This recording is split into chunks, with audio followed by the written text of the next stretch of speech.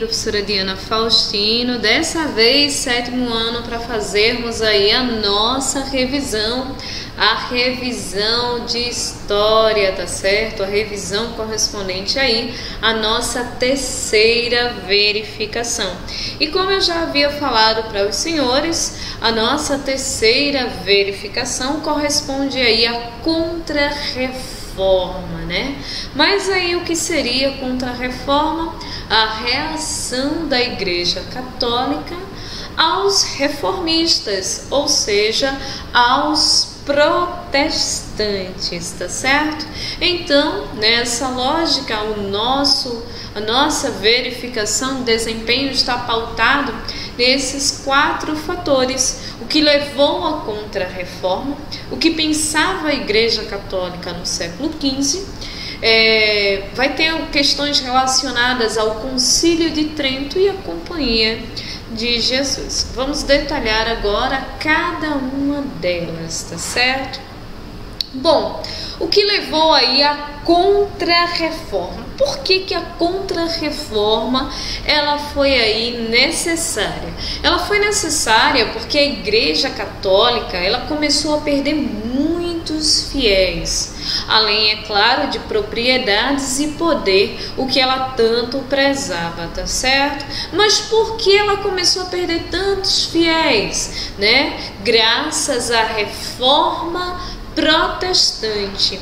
E a Reforma Protestante protestava o quê, tá certo? Protestava o abuso da Igreja Católica, o abuso do pagamento das indulgências, o abuso propagado por muitos anos aí diante do povo relacionado à fé. E a principal figura dessa reforma protestante vai ser quem? O Martinho Lutero, tá certo? Que vai protestar a forma como a Igreja Católica conduzia a fé. É certo? E tudo isso vai ser proporcionado graças à revelação de suas 95 teses, tá? Então fica ligadinho aí nessa dica que eu estou dando a vocês, beleza? O que levou à contra-reforma? Com a Reforma Protestante liderada por Martinho Lutero, tá certo? A Igreja Católica ela começa a perder aí muitíssimos fiéis, começa a perder o poder e começa a perder suas grandes propriedades, né? Tanto é que ela era chamada de Grande Senhora Feudal, tá certo? A Contra-Reforma ela foi necessária para que os católicos reafirmassem as suas concepções, tá? E moderassem aí as práticas que as pessoas do eclesiástico, do clero, né, os papas, os padres, os freis, enfim, praticavam perante o povo, tá certo? Quem eram os reformadores, né? O Martinho Lutero na Alemanha, o Calvino, tá certo? O Zurich, que não falamos nele, mas ele está relacionado, tá? O João Calvino, né? O Henrique, que está relacionado ao anglicanismo, o Henrique VIII, a reforma anglicana, beleza? Então esses vão ser os reformadores. Com o passar do tempo acaba aí explodindo por toda a Europa, tá certo? Uma série de livros, de teses, de escrituras contra a Igreja Católica, tá certo? Que pensava naquele momento de que forma? Na verdade, naquele momento ela só se preocupava com os bens materiais, com suas propriedades, com o poder que exercia, tá certo? Então ela tinha aí esse pensamento. Por essa razão foi necessária uma reforma protestante, já que os reis, tá certo, e parte das pessoas que faziam a igreja não concordava com as práticas que a Igreja Católica tinha adotado, beleza? Então a burguesia, os reis e os reformistas se uniram, formando aí a Reforma Protestante. E a Contra-Reforma vai ser o quê? Uma resposta à Reforma Protestante. tá certo? Graças aí à sua perda. Quando ela viu que estava perdendo muitos fiéis, propriedade e poder, ela, poxa, agora é hora de reagir, agora é hora de dar a volta por cima, tá certo? Então foi esse aí o pensamento da Igreja Católica, tá?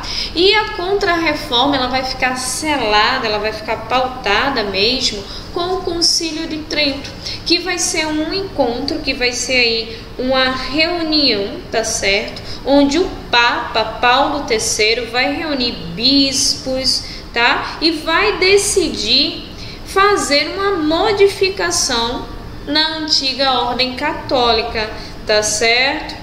Então, assim, eles se reúnem e dizem, ó, da forma que tá, vamos perder ainda mais fiéis. O que vamos fazer? Vamos decidir aqui, tá certo? Uma prática que dê certo, que funcione, que a gente busque novos fiéis, que possamos nos tornar tão grandiosos novamente, tá certo? Algumas modificações, né, foram feitas, beleza? Só que aí eles tiveram que conquistar a confiança das pessoas, né? As pessoas que formaram o Concílio de Trento eram muito conservadoras, né? Embora quisessem acabar com a corrupção dentro da igreja, desejavam assegurar o poder. Então vejam que tinham pessoas dentro da igreja que sabiam da corrupção, sabiam dessa gana por dinheiro, por poder, por propriedade, mas eles não queriam perder a autoridade, né? Eles não queriam perder o poder. O Papa mandava em praticamente todos os países e isso era bem complicado, tá certo? Em relação a isso, no Concílio de Trento foram tomadas algumas medidas, tá certo? É claro que medidas tanto quanto conservadoras. Entre elas está aí, ó, a proibição de venda de indulgências, tão criticado pelo Martim Lutero, né? As pessoas vendiam objetos sagrados, vendiam pedacinhos do céu, tá? E isso aí foi de fato proibido, certo? Para tentar atrair novos fiéis, eles criaram aí seminários para formar o clero, tá certo? Ou seja, o clero agora simplesmente não é uma pessoa que está fazendo parte daquele grupo, ela precisa ser preparada. Além do estudo bíblico, ela precisa ser formada para ensinar aí a palavra, né, da Bíblia, as escrituras, as sagradas escrituras, tá bom? Também foi criado para tentar bloquear as escrituras, os livros propagados pelos reformadores, o Index. E o que foi o Index? Foi a censura de livros, tá certo? Livros que falassem mal da Igreja Católica eram confiscados, eram queimados em praça pública. As pessoas que o escrevessem eram presas, eram torturadas, tá certo? Então veja que mesmo diante de uma contra-reforma, de uma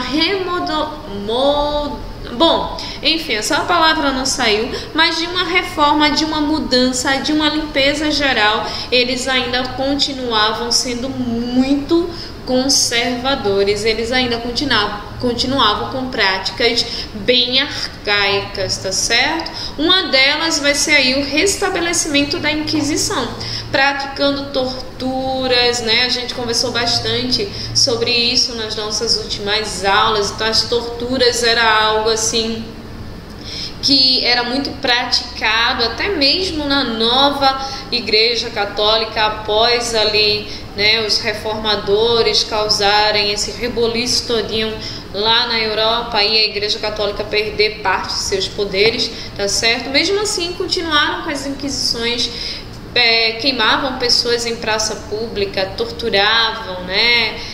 Faziam a tortura da água, enfim, deixavam pessoas confinadas em locais subterrâneos, distantes do sol, sem comida, sem água, sem nada, até que ela entrasse num processo alucinógeno e admitisse que falava mal da igreja, ou que tinha escrito determinado livro, ou então que se convertesse ao catolicismo. Então eles praticavam coisas bem ruins naquele período, tá certo? Estamos falando sempre de uma igreja católica arcaica, do passado, tá certo? No período do século XV, beleza? Nesse mesmo concílio foi aí determinada a manutenção dos dogmas católicos. E o que seria aí a manutenção dos dogmas católicos, das práticas católicas? Seria a questão das missas, das rezas, né, de todo um ritual praticado. E essa manutenção dos dogmas, elas deveriam ser ensinadas a outras pessoas para que eles tivessem aí novos adeptos, tá certo? Então, novos adeptos eram sempre muito bem-vindos, tá bom? É claro que, como eles eram muito conservadores, a proibição da livre interpretação da Bíblia também deveria existir, porque somente as pessoas do eclesiástico, o clero, é quem podia interpretar a Bíblia. Lembrando que a Bíblia para os católicos nesse momento ainda era em latim, tá certo? Então eles é que detinham essa língua, eles eram que traduziam o que estava ali nas sagradas escrituras. Outra e qualquer pessoa que fizesse isso era alvo das inquisições, tá certo? Das torturas aí, desse tipo de atrocidade, beleza? Ok? Sem esquecer, porque eu não coloquei aí, tá? A reafirmação da infabilidade papal, ou seja, o Papa está aí no poder, tá certo? Cara, ele pode ser aí o detentor, né, de inúmeras opiniões, e essas opiniões elas devem ser levadas em consideração, tá certo? Tanto é que até hoje, certo, o Papa Francisco tem uma influência mundial muito grande, né?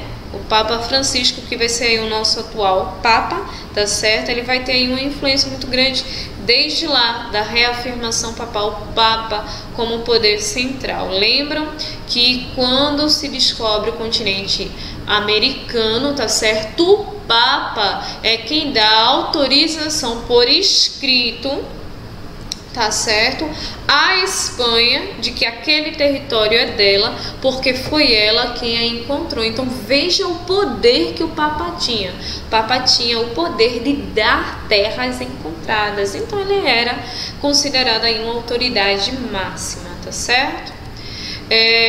Falando sobre a Companhia de Jesus, lembram que eu disse a vocês?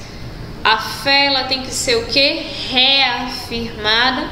Então, com o objetivo, né, com o intuito de fortalecer a posição da igreja nos países católicos, né, foi criada a Companhia de Jesus, tá certo? Era uma ordem religiosa, tá? Companhia de Jesus por Inácio Loyola, tá certo?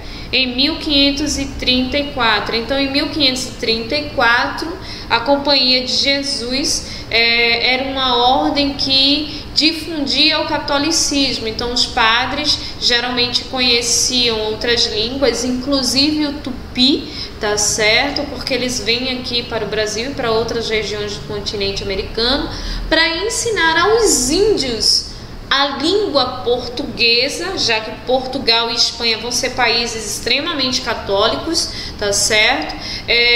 Portugal e Espanha extremamente católicos, então os padres da Companhia de Jesus, ou jesuítas, tá certo? Eles ensinavam o português, o espanhol, e ensinavam também o catolicismo, tá certo? Então eles tinham, né, a missão de recrutar cada vez mais pessoas para a Igreja Católica, tá certo? Com o intuito aí de fortalecer a posição da Igreja, beleza? Nesses países que tinham aí como religião principal, né, isso, a religião católica, tá? Então, na América, a Companhia de Jesus era conhecida como Ordem dos Jesuítas. Os padres fundavam missões, tá certo? Ou reduções, que eram locais onde se ensinava o catolicismo, né? Eles faziam a prática da Eucaristia, propagando a doutrina aí, católica entre os países da América e em outros continentes também, tá certo? Era praticado aí essas missões que tinham como objetivo, tá certo, difundir a Igreja Católica. Senhores, nosso assunto ele tá bem simplesinho, ele foi trabalhado, mastigado várias vezes, por essa razão nossa revisão ela não é gigantesca, tá certo? Ela tá bem aí direcionada, beleza? Então, antes de desejar aos senhores bons estudos, vamos recapitular o que de fato vai cair aí na nossa verificação. Tá certo? Então, na nossa verificação, vai cair aí o que levou a contra-reforma, né? Lembrando que a contra-reforma ela só foi necessária porque existiu uma reforma protestante, tá certo? Que tinha um objetivo, né? De protestar contra as práticas que a Igreja Católica utilizava. Então, a Igreja Católica perdeu muitos fiéis, beleza? Então, quando ela perde muitos fiéis, ela faz uma contra-reforma para tentar recuperar o que ela havia perdido: fiéis, propriedades e poder, beleza? Os reformadores são Martim Lutero, João Calvino e o Henrique VIII, que vai estar aí, né, mais em evidência. Vão existir outros reformadores, mas esses vão estar em evidência. Não esqueçam que o Martim Lutero vai ser o principal nome, o nome mais forte, o nome de destaque relacionado aí à reforma protestante, tá certo? E que também vai cair essa questão aí do Martim Lutero, o que eles protestavam, beleza?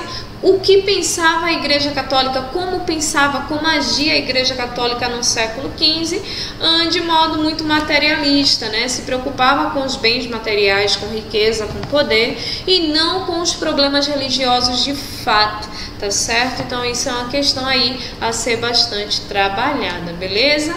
Como foi que eles tiveram essa questão de contra-reforma? Eles reuniram aí cardeais, eles reuniram bispos, tá certo? Que são aí as mais altas patentes dentro do eclesiástico, para tomar uma medida, certo? E agora a reforma protestante está aí, as pessoas questionam o poder da Igreja Católica, o que vamos fazer? Então, através desse encontro chamado de Concílio de Trento, tá certo? O Papa João Paulo III, ele vai reunir os seus cardeais, vai reunir os seus bispos e vão decidir algumas medidas chamadas de medidas do Concílio de Trento, tá certo? Para tentar inibir a fuga de muitos fiéis, como por exemplo a venda de indulgência, a criação de seminários para a formação das pessoas do clero, né? Frades, freiras, padres e etc, tá bom? Foi criado o Index, que vai ser a censura a livros, né? Eles vão censurar todos os livros que falem mal da Igreja Católica, tá certo?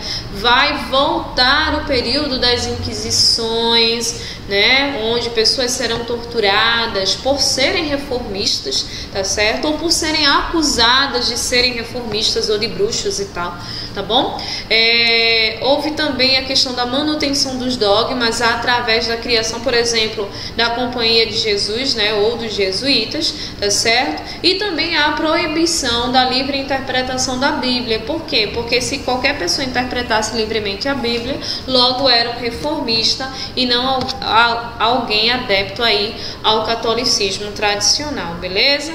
Companhia de Jesus, especificamente falando sobre ela, vai ser uma das medidas tomadas lá no Concílio de Trento, tá certo? Nessa questão da manutenção dos dogmas e tal, que vai ter o objetivo, o intuito de fortalecer a posição da Igreja Católica nos países católicos. E esses países vão ser exatamente Espanha e Portugal, que vão encontrar no século XV o Novíssimo mundo, o continente aí americano, tá certo? Então aqui eles ficam conhecidos como missões dos jesuítas ou os jesuítas propriamente dito, que eram padres aí que se embrenhava nas matas, né, nas tribos indígenas, tá certo? Com o objetivo de levar o catolicismo, com o objetivo de ensinar o português ou o espanhol, tá certo? E recrutar cada vez mais pessoas, tá? Então, como já foi recapitulado tudo que iria cair aí